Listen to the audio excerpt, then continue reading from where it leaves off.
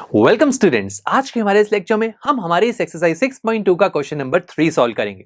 इस क्वेश्चन में हमसे बोला गया है, in figure if AB is parallel to CD, EF is perpendicular to CD and angle GED is equal to 126 degree. तो यहाँ पर दोस्तों इस क्वेश्चन के साथ हमें फिगर गिवन है।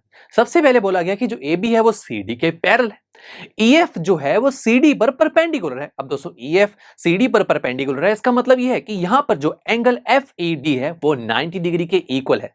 उसके बाद हमें एक और एंगल की भी इंफॉर्मेशन है कि जो एंगल GED है वो 126 डिग्री के इक्वल है। अब हमें यहां पर 3 एंगल्स फाइंड आउट करने हैं। सबसे पहला एंगल AGE, उसके बाद एंगल GEF और लास्ट में एंगल FGE। तो आइए सबसे पहले एंगल AGE पर फोकस करते हैं। ये एंगल फाइंड आउट करना है। देखते हैं हमारे पास गिवन क्या है। हमारे पास गिवन यही है कि AB जो है वो CD के पैरेलल है। AB CD के पैरेलल है। अब AB पर फोकस किया जाए तो इसी लाइन पर ही तो एंगल AGE बन रहा है, राइट। और CD पर देखा जाए तो इस लाइन पर भी एक एंगल बन रहा है, दैट इज एंगल GED। और दोस्तों ये दो एंगल्स हैं, दोनों इंटीरियर में हैं यानी कि अंदर की तरफ हैं, बट अपोजिट साइड्स पर हैं या फिर मैं कहूं ऑल्टरनेट साइड्स पर हैं।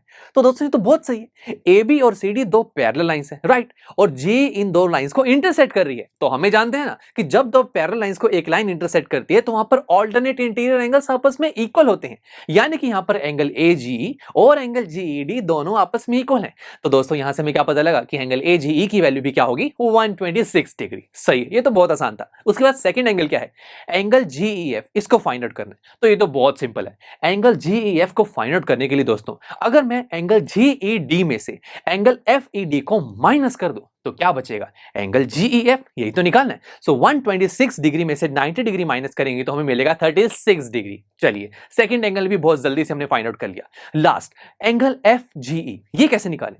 FGE को देखा जाए ये एंगल, इसके साथ दोस्तों एक और एंगल भी है, दैट इज एंगल AG, जिसकी वैल्यू मैंने अभी अभी निकाली।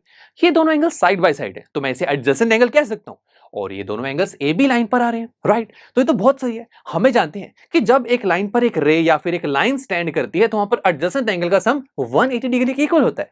तो दोस्तों जरा देखिए, AB एक लाइन है, इस लाइन पर GE लाइन स्टैंड कर रही है, तो यहां पर एडजेसेंट एंगल का जो सम है वो 180 डिग्री के इक्वल होगा, यानी कि angle AGE plus angle FGE दोनों एंगल्स का सम 180 डिग्री के इक्वल होगा। अब दोस्तों एंगल AGE की वैल्यू तो हमने अभी निकाली, दैट इज 126 डिग्री। तो यहां से एंगल FGE की वैल्यू आ जाएगी 180 degree minus 126 degree, that is 54 degree. और यही हमें फाइंड आउट करना था।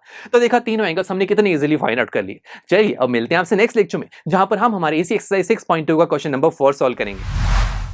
आई एम श्योर स्टूडेंट्स आपको ये लेक्चर काफी पसंद आया होगा, और ऐसे ही मजेदार तरीके से अपने हर एक कॉन्सेप्ट क्लियर करने के लिए डाउनलोड कीजिए PUSTACK ऐप को, जहां पर आपके पास और भी बहुत सारे ऑप्शंस होंगे, जैसे कि back exercise solutions, tip videos, sample papers and much more. So what are you waiting for, download the app now.